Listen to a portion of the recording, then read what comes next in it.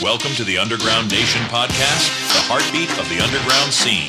Tonight, we're diving headfirst into the neon-charged world of Color Me Krazy, a Raleigh-born trio fusing emo passion with hyperpop chaos. Hosted by your host with the ghost, Bounce Ball Boogie, get ready for raw emotion, wild stories, and a crash course in creativity. It's time to turn up the volume and get crazy. Yo, yo, yo, yo, what's poppin', my beautiful underground family? It's your host with the ghost of Bounce Ball Boogie.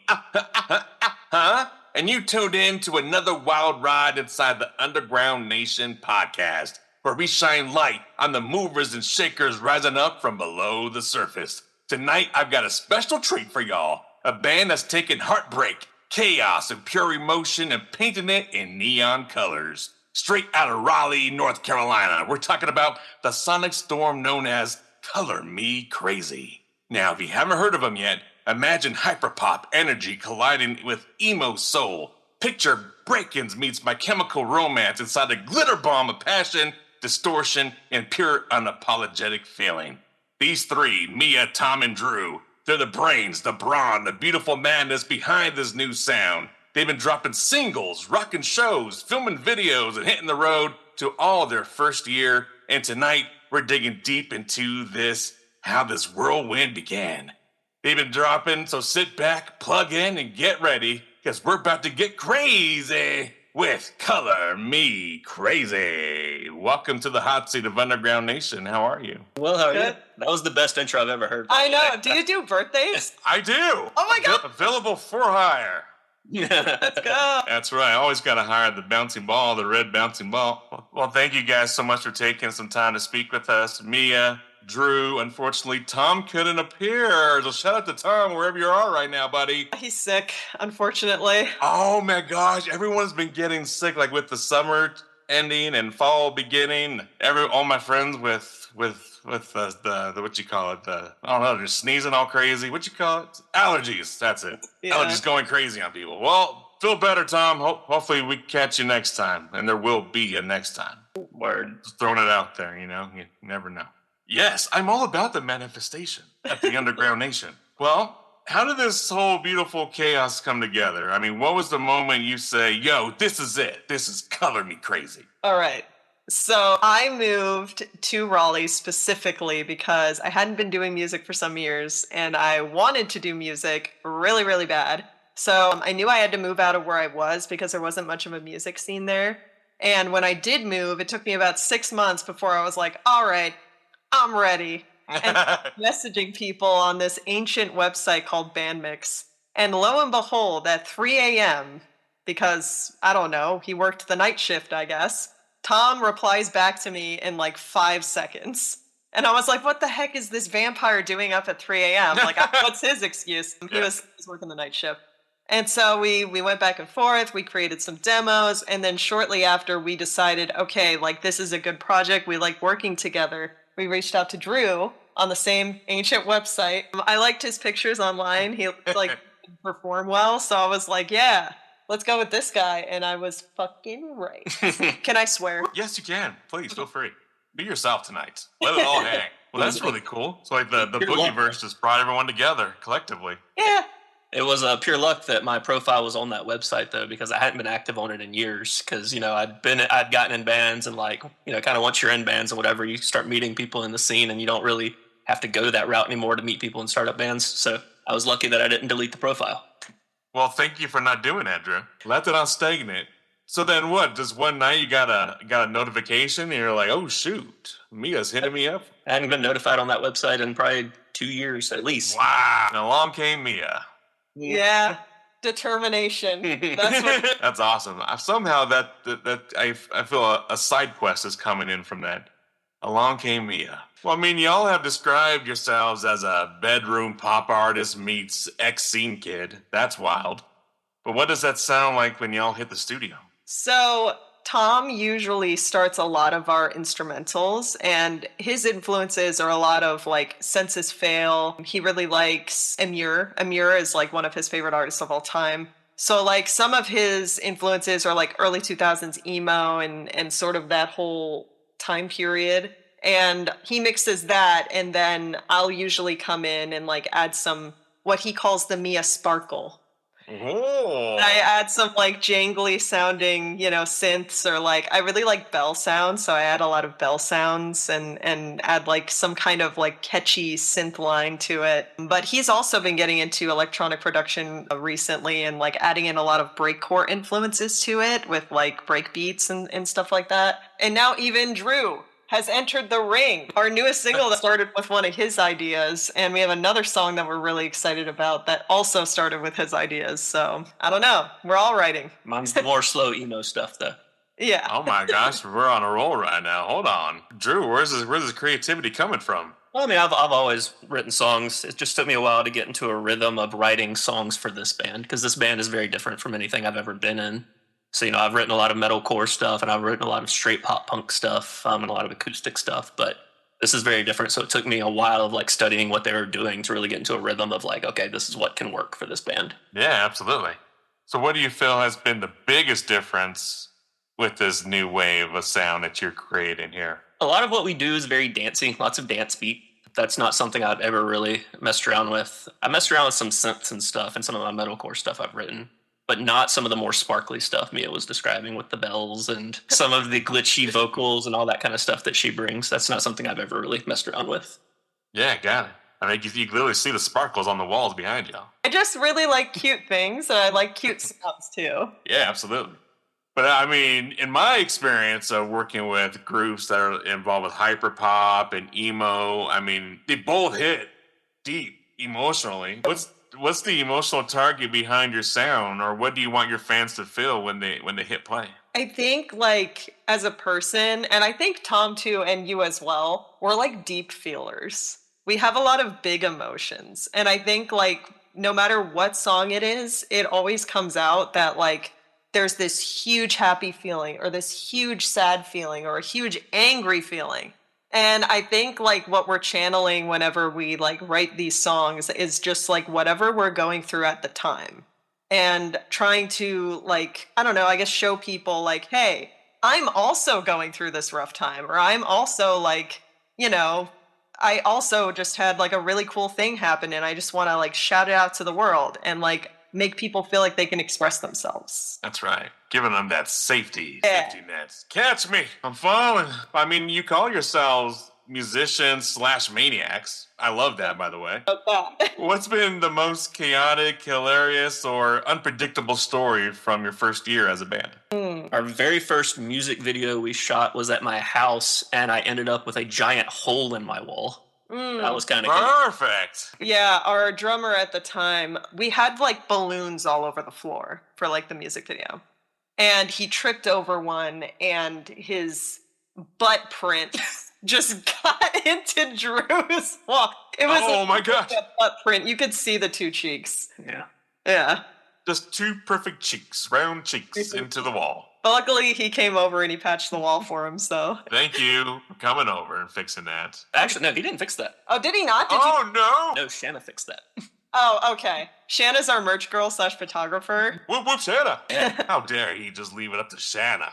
I know. What the heck? He should have fixed that himself. She's better at that kind of stuff than I am. He was probably really embarrassed because his cheeks are permanently stuck in your wall. You can probably still see the outline of it right now if you look close enough. It's not perfect. You know where you're looking. You can find it. You should have probably framed it, and then it would. Should have. Yeah. Here lies the cheeks of our ex-drummer. That's an Underground Nation exclusive. I don't think we've ever told that story to anybody. Oh, the alarms. If you guys want the picture, I've still got it. We would. I totally would share the picture. So Raleigh's got a growing scene. How has the local community responded to the Color Me Krazy movement? I mean, we've had several people who have followed us to different shows that we've done in North Carolina. So recently we played in Charlotte for the second time, and we had a fan drive out all the way from, I think, Wake Forest just to see us. And so we were able to sign his CD for him. And also we gave him some free stuff, a free grab bag of some goodies that we had. But yeah, I was like, no, because that's a long way. How long do you think it was? It was 3 hours, yeah, in both ways. And it was a late show. So I was honestly incredulous that someone followed us that far. And they'd also just seen us like a few weeks before in Raleigh. Yeah. I decided to come on. To the Raleigh show too that we have next month. So like they're dedicated. Absolutely. I could barely get down the street in 10 minutes when I'm supposed to be there in time. Look at them driving 3 hours to be there on time and get back home and then probably go to work the next day like a champ. Yeah. That's dedication. Super fans are emerging.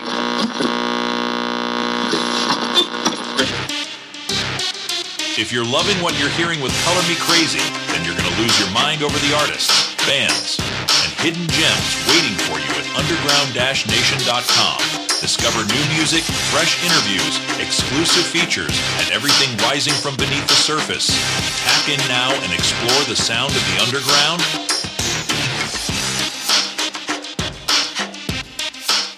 So let's dive into the sauce. Mia, you handle vocals and production. That's a heavy dual role. How do you balance being vulnerable while still keeping that high energy digital chaos of hyperpop alive? I mean, I think that's a really good question. When I sit down to write vocals, my main goal with it is to make sure that I write a catchy melody. And so a lot of times what I will do is I'll write the melody first, and then I'll go back through like different lyrics that because I write poems all the time. So I'll go through like the different poems that I've written and see like which poem kind of fits with the way that the song sounds. Because I kind of get like an emotion from like whatever Tom has written, and I'll say to myself like, okay, this sounds like a sad song, or this sounds like, an angry song, and I'll look for a poem that fits that. And then I just change the poem slightly to be more like lyrics and fit the melody that I've created. So that's kind of like the way that I do it. Incredible. So I would assume that you and Tom catch a pretty good vibe together if you're going off what he may have started or... Oh, yeah. Honestly, like, half the time when either Drew or Tom sends me something, I'm like so excited and I'm already like melodies that I could possibly write over it. That's awesome. Do you find yourself just coming up with words and lyrics as throughout your day and you just gotta document them somehow on your phone or notebook? Yeah, sometimes I'll like think of something that's like a little funny. Like there's a lyric I haven't used yet that refers to like me being short, but like my temper short. So I'm workshopping that one, but like I'll think of like a concept that's kind of funny like that, and I'll just like write it down and like make it sound catchy, and then use it in a future song. Nice, that's very cool. I as a vocalist, I used to always carry a little notebook with me in my pocket, so I would just get random bars or words that come to mind during the day, and then the phone came out with the recorder, and now I just got SD cards everywhere. Voice memos. Anytime I feel stuck, I just go back to those memos. Now, Drew, you're the guitarist and the manager of the band, right? That's right. The band dad? Yeah. I don't support it, but that's what they call me. How do you keep this crew organized while still staying inspired creatively? That's a very good question, because that is a very tough balance to be in the books, doing all the communication and like all the really crummy stuff that nobody wants to do, and then still find time to like go and write something or whatever. It's a tough balance. But I'm a very organized person in general. I've been in project management essentially my entire career outside of music. I sound now. So it's not too difficult for me to manage all these conversations around all the things we have to do, whether it be merch and booking shows and just like all the bookkeeping stuff. Like that's kind of natural for me to be able to do that. It is a little more difficult in a music scene versus a more professional scene or whatever, because a lot of people are just a little, not as good at communicating, which I'm sure you probably know if you're in the music scene. Yes, I do. But then using other bands don't always respond, and when they do, they give you half answers and whatever. So it can be frustrating, but I get by. It's not too bad. Yeah, you gotta have patience, that's all. Lots of patience. I have lots of patience. And lots of follow-ups. I have to put on your reminders all day, every day for, 3 days from now, I'm going to follow up to this thing I just sent that I know I'm not going to get a response to. And so my calendar is just a cascading waterfall of follow-ups. Wow, your pipeline sounds fun. I want to go surfing down that pipeline. Yep, that's the life I lead. We couldn't do half of what we do without Drew. Drew, the project manager. So then, as a group, talk to me about the writing process. Is it structured, or do you just let emotion take the wheel? No, not at all. It is completely like someone will send something And we'll all be like, oh my God, this is so cool. And then like 12 hours later, we have like a finished demo of like whatever it was. And then that's it. There's a lot of like staying up way past my bedtime to like write things. There's a bedtime? Yeah. I try to get 8 hours a night. I like to get my beauty rest. Well, at least you try. Yeah. I consider myself trying, but my wife says I don't show any effort in trying to go to sleep. There's been many times where I just fall asleep here on my desk. Damn. Like, if you had your own recording studio / office in your room, you'd probably do the same. I'm a bit obsessed. Not obsessed. It's just fun. I don't know. I don't. If when your work is fun, it doesn't feel like work at all. Exactly. It's true. Like, I'm working right now. Doesn't feel like work at all. Having a cool, good time with an awesome band. Hell yeah. And that contrast, when I was listening, man, dark lyrics and bright production, is that intentional? All right, Underground fam, it's time to turn the volume all the way up. You've been vibing with Color Me Krazy. Now we're dropping one of their most emotionally charged tracks. Get ready for glitch, grit, and pure chaos wrapped in melody. This is Color Me Krazy with Bittersweet. Let's go. If this is as far as we can go, I'm glad we met and put on a real great show. At the start it was like I couldn't sleep. It was all I could ever want it to be. But still my heart wanted more. In all this time, through all these different lines, I sent out a letter, and my dreams at the center. For the first time in a long time, I feel like my future could be so sweet. Come so far, but it's never enough. My twisted heart keeps beating over and over again, yearning over the bed. Satisfaction just out of reach, struggling to meet my expectations, but you never found me, no. In all this time, through all these different lines, I brought you a picture, and you made it better. For the first time in a long time, I feel like my future could be. Yeah, so remember how I said that I feel really notes like for the bad ones. So whenever I'm stressed or sad, I feel like I write my best lyrics, which is unfortunate, but also I guess good that I'm channeling it towards something. Pain is good for art. Hell yeah. That's right. Shrek always said better out than in. And I've been running with that ever since I heard it. Hey, I mean, Shrek, that movie had a lot of wisdom.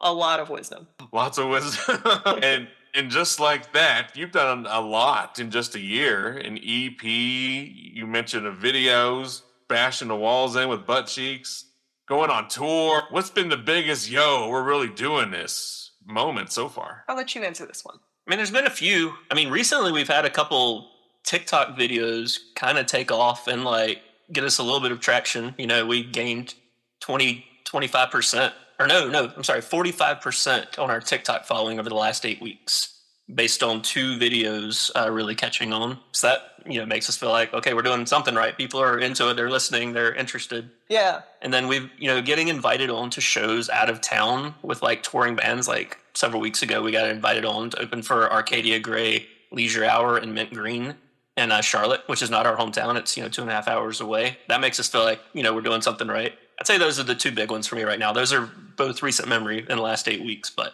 it does feel like we turned a corner this summer where things are starting to pick up a little bit. Yeah. Oh boy, I bet that feels exciting. It is, yeah. Like you go to Disney World next morning, you know it. Dude, a band trip to Disney World would go crazy. Yeah, I love roller coasters. Hey, I want to go. Have lots of content of me screaming in fear and you screaming in enjoyment. You hold the bags, I'll ride the coasters. I'll hold the camera. Yeah. Gotta volunteer yourself to go to Disney World with the band. Hold on. Hey, I'm just here to document. Oh, we got you. Hey, right on. It's recorded. Remember, recording this. So what's been the hardest lesson learned as independent artists trying to juggle creation, marketing, and survival? For me, at least, it's been no one's journey is yours. So, like, I think it's normal to, like, look at other bands and, like, look at the way that they've come up and, like, you know, try to glean ideas of, like, oh, how can I be successful? Especially since there's no, like, one playbook in this world that works for everyone. But I think, like, this year especially, like, I think I have gone from being like, okay, this is what this person did and it worked for them, to, okay, I know what we uniquely bring to the table. How can I show that to more people? And I think that's been way more successful in terms of like getting people to actually pay attention to us. And also like just, you know, being patient with the process. Because I think this huge payoff that we had recently with the 2 TikTok videos that went pretty crazy,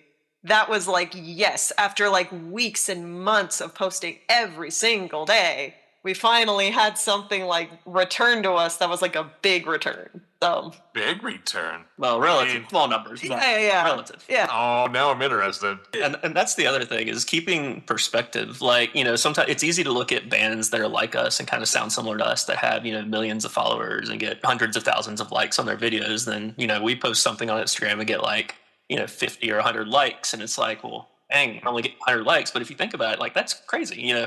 100 people are out there.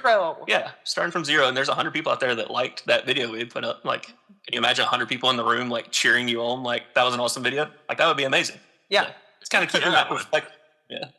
Heck yeah, kidding me? So then when times do get hard, how do you deal with burnout or self-doubt when, you know, when it maybe feels like too much is happening? I write lyrics about it, or I call my mom.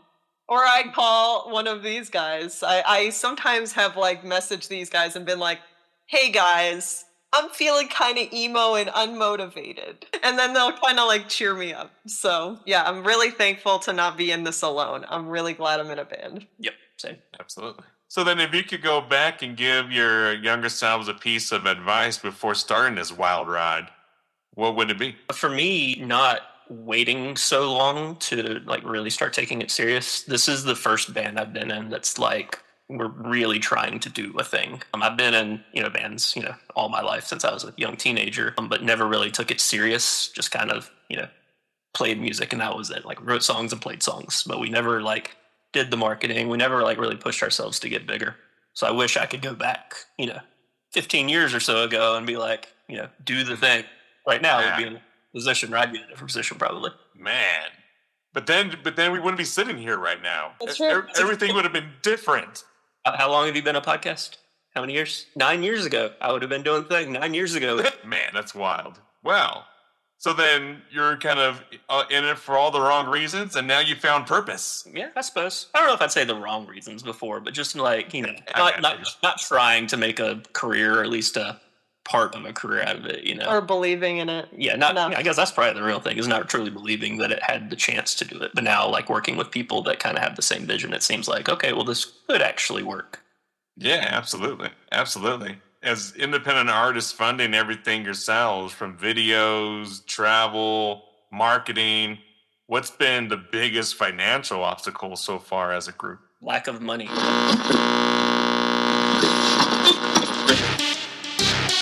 Need spotless results every time? Call Flawless Cleaning Professionals, Denver's trusted cleaning team for homes, offices, and construction sites. From deep cleans to final touches, they make every space shine with perfection. Reliable, affordable, flawless. Serving Denver and surrounding areas. Book your free quote today. Contact Ryan Chavez for booking Flawless Cleaning Professionals and experience the clean that lives up to its name.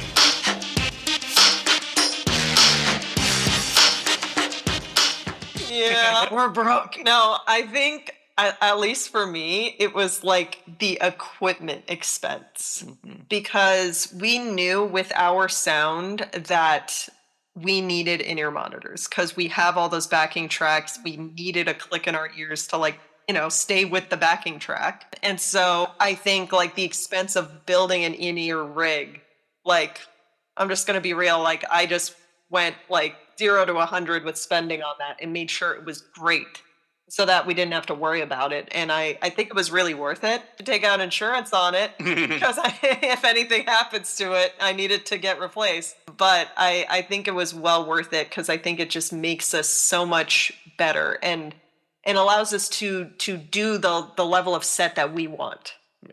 But also we're as like DIY as you can possibly be. We've done, Mia and her husband have done all of our music videos, of which we've done 7 now? Yeah. 7 or 8 of them.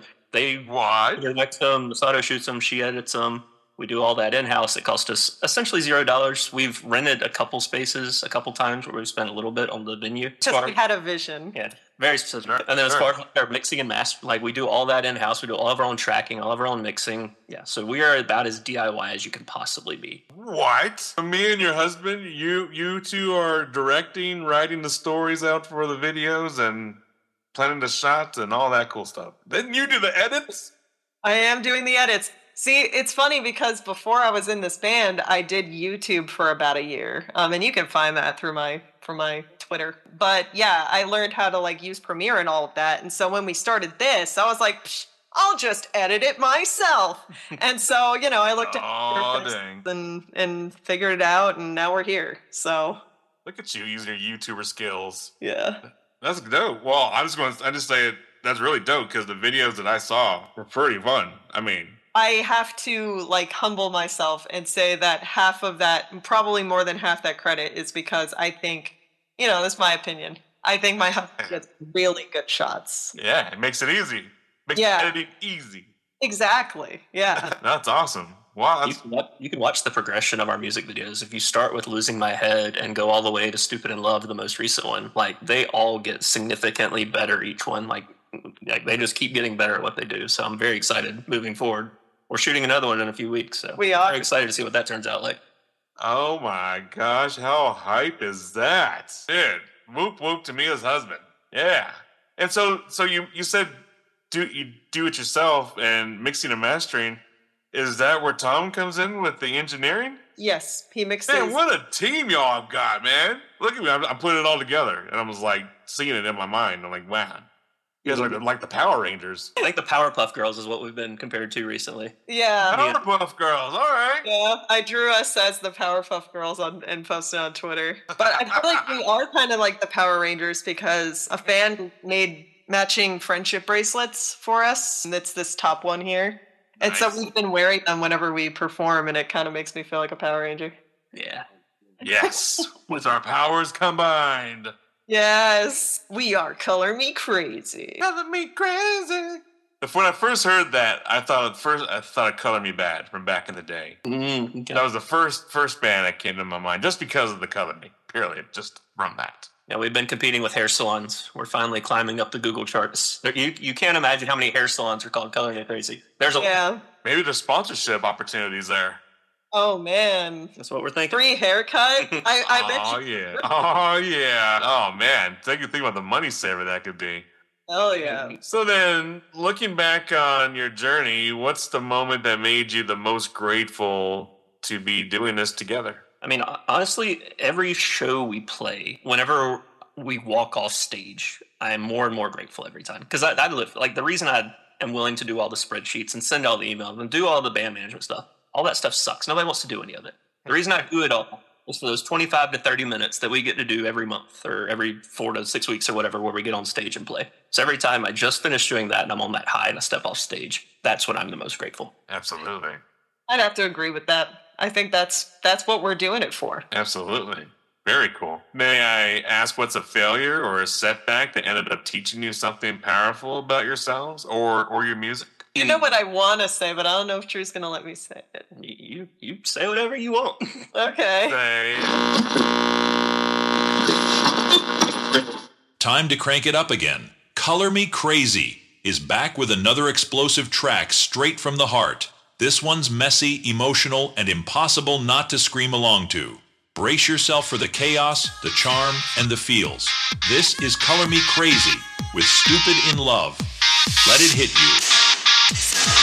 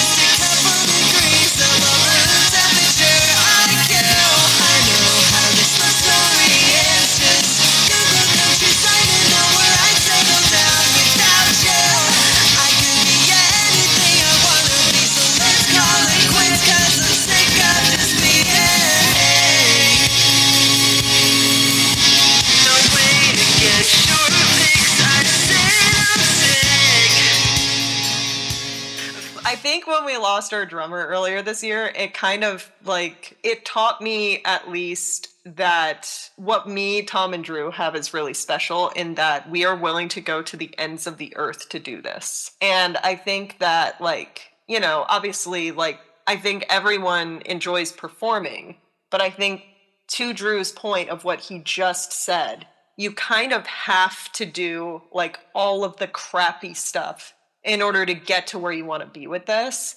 And like everyone, the whole team needs to be on the same page of like, we need to do all of this crappy stuff in order to do this.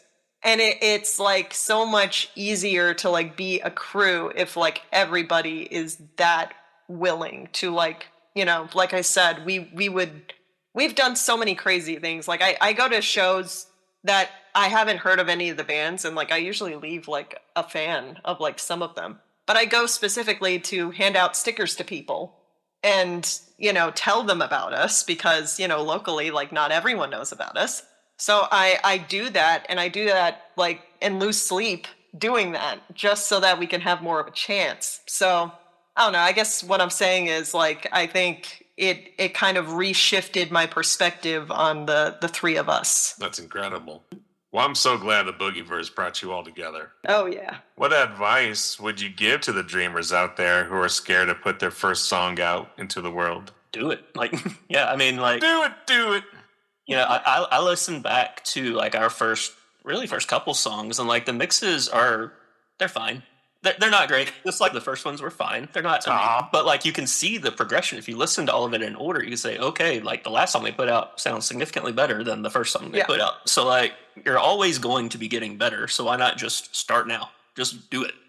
And also, like, I think I was scared. Like, when we were, like, actually about to release something, I was like, oh, God, what if a bunch of people hate it and then we get put on, like, r/cringe or something like that. Like that was my worst nightmare, is if we got put on some cringe website. And then I was like, once it like actually came out and none of that scary stuff happened, I was like, oh no, you just have to do the thing. So I think like singing's a lot scarier in your head than it actually is once you get going and start doing it. Yeah, absolutely.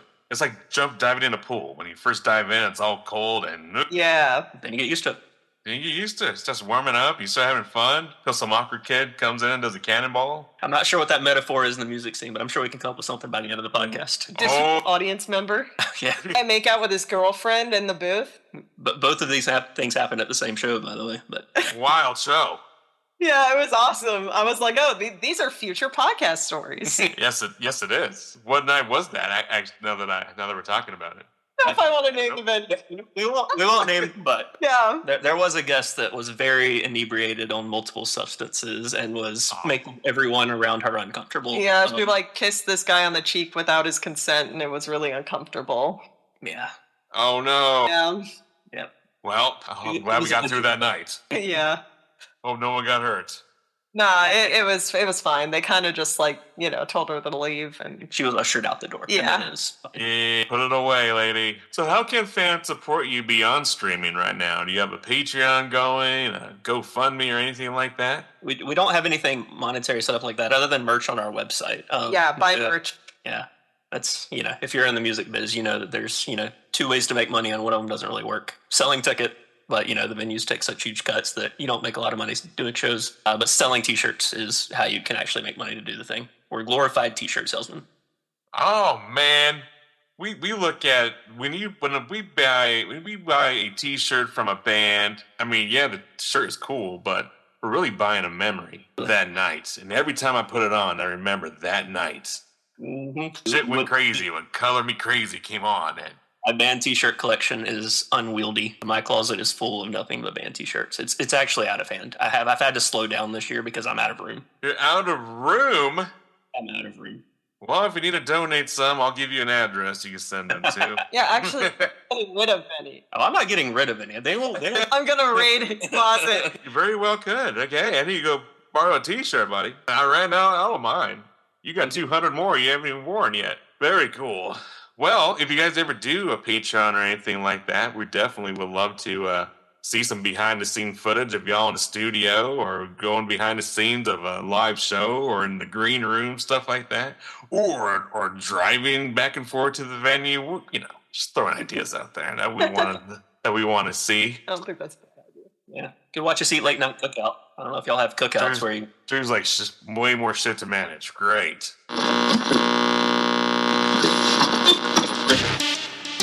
Need custom merch that makes your brand stand out? Smoke and Barrel Apparel has you covered. From screen printing and embroidery to promo gear for your next event, we bring your vision to life. Trusted by artists, businesses, and creators across the underground nation. Visit smokeandba.com today and gear up with style. Smoke and Barrel Apparel, wear your brand, live your grind. Proud sponsor of the Underground Nation podcast.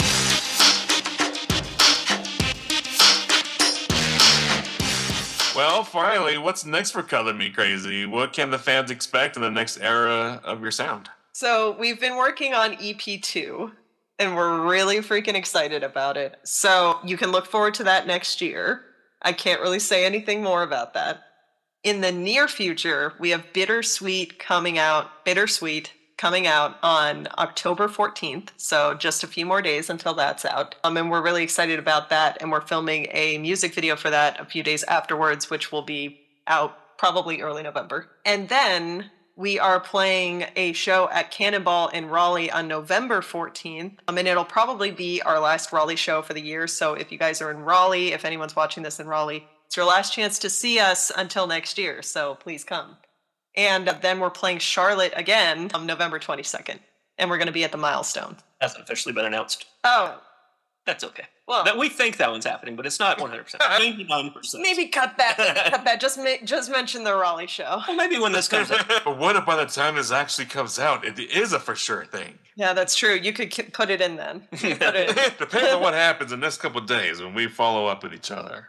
Yeah. Better make note of that one. Well, for the band that's underground right now, still in the garage, still trying to figure out their sound and trying to find bandmates to jive with, what would you say to that one artist that has a drive and passion and who is just stuck and trying to break out of the underground scene as y'all are? So the number one advice is just get active in your local scene.